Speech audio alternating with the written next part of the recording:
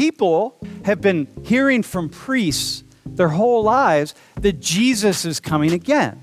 Most often, Jesus was portrayed like, can you go back like that? Okay? I would go into villages sometimes in these communities with the priest, and people would say, Es él? Es él? Es Jesus? Like thinking that I'm Jesus. And their whole lives, the priest has been saying Jesus is coming again. That dude comes into the community, so people are like, oh, damn, Padrecito brought Jesus. Dude, it's pretty awesome. Like I could go every 2 weeks or sometimes every 3 weeks. I'd bring home a stack of books and I would just voraciously consume those books. But I had no interest in doing homework, man, just doing worthless homework that doesn't matter. Why would you pay all the money that you're paying to have me go to Mr. Google and like find a bunch of put it on a PowerPoint slide and then come in here and read the PowerPoint slide and have you write notes down and then have you like spit it back on an exam and then get to the end of the semester and go, okay, I got my grade in Social 119. It's like, why would you pay for it? I should be arrested if I did that. Like that's criminal.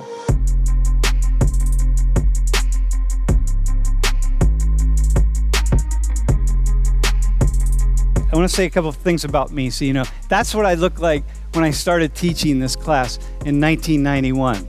Right before that slide, that's me in the Andes. I spent several years back and forth in rural Ecuador doing research. So that was May of 1990.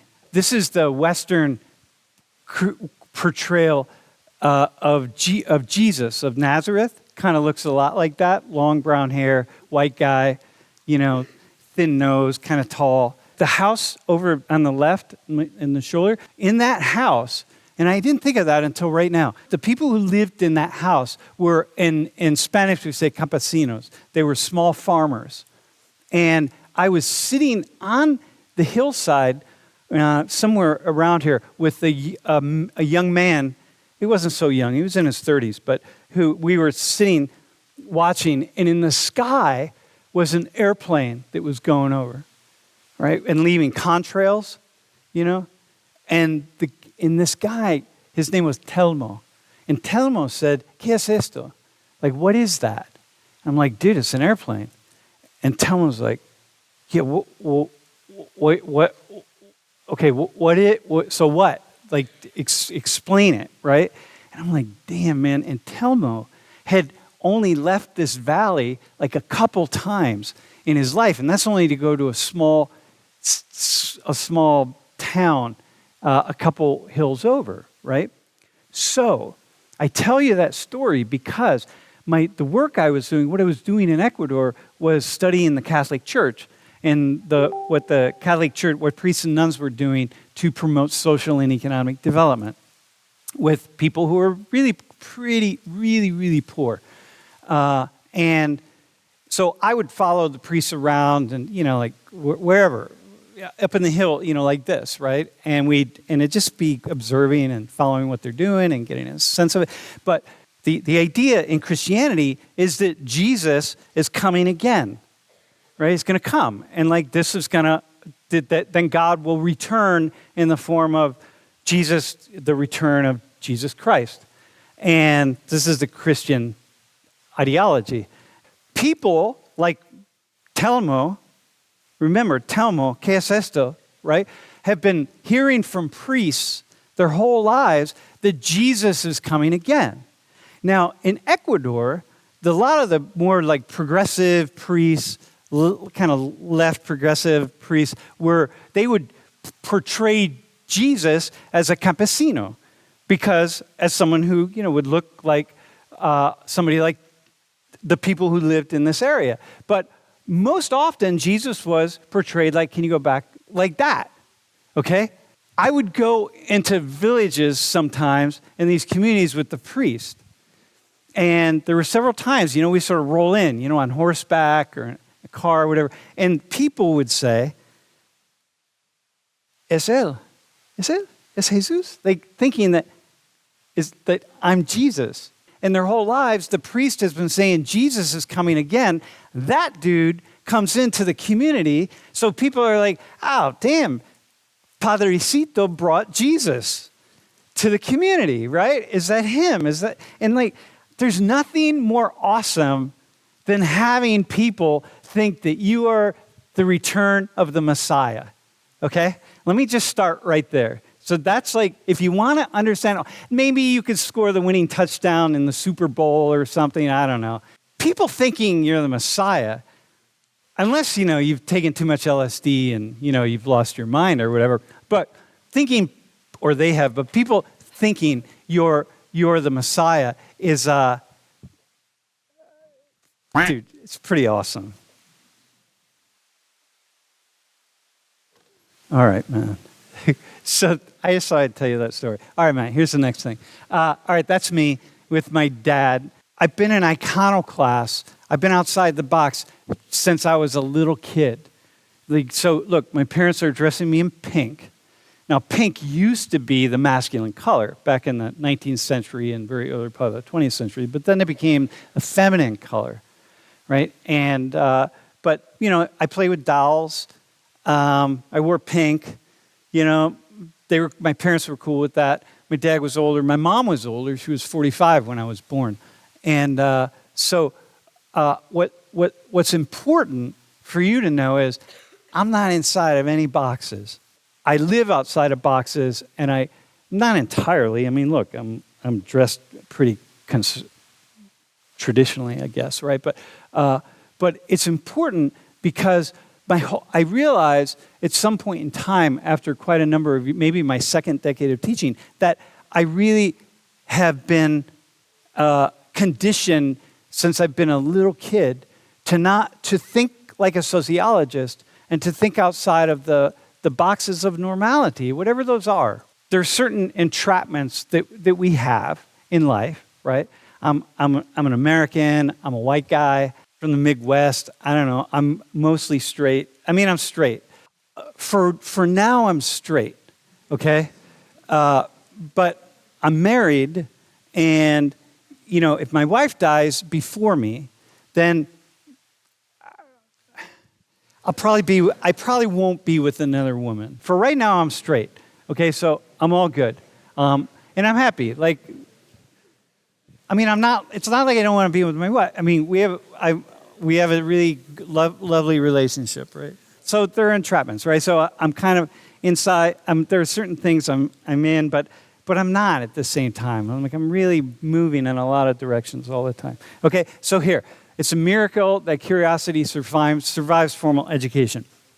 What that means is that I have this idea that, first off, when my dad was alive, I was a decent student. My dad was really into science and math and so on, and I was then really being pushed towards science and math. But my dad died when I was 9, and then once my dad died, I was on my own because my mom was busy working 3 jobs, and I just basically raised myself, which was pretty awesome. For me, it was awesome. And for other people, it wouldn't necessarily be awesome, but for me, it really was because I had the personality that really thrived, and I probably would have clashed with my dad in lots of ways because once I started to find my freedom.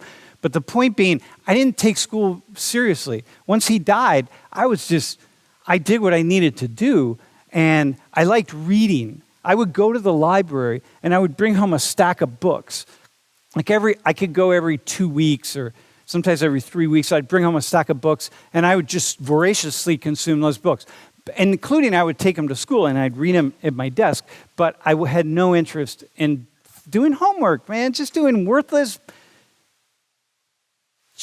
homework that doesn't matter. If you think about all the time you've wasted in life just copying stuff down from one thing to another, and it didn't matter. And you're starting to become aware it doesn't matter. Like when you go to your class and your professor puts up slides, and then you write it down in your notebook, and then you memorize it for a quiz or an exam, and then you spit it back on the exam, and then you empty your brain. and then you go back to class and you start all over again, and none of it stays in your brain, and none of it will stay in your brain. I remember 3 things from my undergraduate education, 3 random factoids at this stage in my life, and that's it. And so for me, it's like this formal education of just memorizing and emptying our brains out and memorizing more so we can get grades, so that we can jump through hoops, so that we can, I don't know what it is, get a job so that we can work and die. I don't know. But anyway, I just have this idea that I can't, I only survived education because I didn't do it well. And I didn't follow the rules. I just sat at my desk and read, and I thought on my own. So by the time I got to high school, I discovered marijuana. And that was a whole different world. And that took me on a different kind of journey. So I went to college, and college was inexpensive. I could only get into the University of Toledo. It's the only place they basically let everybody in, so they let me in. I didn't know what I wanted to do, but I didn't really want to go to college, but I did because, I don't know, I just did. And I commuted. I was playing in a band, I was playing music, and I was working. And I'm a drummer. And so I started, and the first semester I survived. I dropped 1 class, but I passed a couple others. And then after that, it was just downhill. I would start a semester with a full load, and then I would stop going to my classes, and I would get W's, like withdrawals. And then I'd start another semester, and I'd stop going, I'd get W's. But I could pay, in my job, my work in the summertime, I was a house painter. I could pay my entire year's tuition by working 6 weeks in the summertime. So it didn't really matter that I dropped out every quarter, right? There were quarters, because it didn't really cost anything. It was irrelevant. But I did that my second year. The third year, I transferred to a 2-year community college because I thought, well, listen, I'm never going to graduate college, but maybe I'll learn something here. So I took this 2-year business management courses, because I was a house painter and I was starting a company, and I thought, well, maybe it'll help me in my company. I found out pretty quickly that wasn't the case, and so I stopped going to my classes. But on my way to the last class, I'm walking, this is exactly how it was, man. I'm walking down to the class, and I passed the library, and I went, fuck it. And I went into the library, and I started doing what I did at the library, which is like just roaming around, looking at books, because I just love books. And I found these journals and an article. And I found this article on prisons. It was like a social work article. And for the first time in my life, I'm reading it, and I was like, damn, I would be really cool to be in a prison. I mean, working, not being in a prison, but that would be cool. It depends on the situation, right? So I went to the phone. There was a phone on the wall, and I went and I picked it up, and I talked to the operator, and I said, hey, can I talk to the social work department? And I said, and I talked to some dude. I said, can I come over and talk to you about social work degree? So he said, yeah, come over right now. So I went back to the main campus. I signed up for social work classes, but my first quarter back, so this would be in January of 1980, I took a sociology class. And then I got serious. Like, I quit my job, I quit everything, and I decided I was going to become a serious student. So I got 2 C's and 2 D's. I worked my arse off, man. I got 2 C's and 2 D's. That's how bad of a student I was. Like, I didn't know how to study. I didn't know anything. But I was like, okay, that's cool, 2 C's and 2 D's. That's better than W's, right? Because C's earn degrees. You know what I mean? C's earn degrees. So, and I took a sociology class, and the sociology class was so fascinating that I just kind of switched over to sociology. And then that was it. And I never looked back. And that's how I got here. And I just love everything about thinking, but I don't like the busy work. Now, what's important for you to know is I also don't think that you should engage in busy work. Yeah, any question that you would want to ask me about, like, well, can you explain racism to me? Or can you explain the different racial groups or whatever? I'm like, look it up on your phone, man. Don't ask me. Like, why would you ask me? And then take the word of just one human being, especially me, of all people. Like, you don't want to ask me anything. Look it up on your phone. Mr. Google knows a lot. So why would I do any of that in here? Why would you pay all the money that you're paying to have me go to Mr. Google and like find a bunch of shit, put it on a PowerPoint slide, and then come in here and read the PowerPoint slide and have you write notes down, and then have you like spit it back on an exam, and then get to the end of the semester and go, okay, I got my grade in Social 119. It's like, why would you pay for it? I should be arrested if I did that. Like that's criminal. So like, why would you do that? And so you don't want to do that. And so I try to do for you what I would want to have done for me if I was in this class. And that this is a class on race, culture, and ethnicity. I mean, both half in the United States and half globally. And let me tell you, race, culture, and ethnicity are so fascinating that why would you want to waste your time in a class just writing stuff down from a slide and memorizing it? No, you want to engage. And so that's why we work the class the way we do, okay?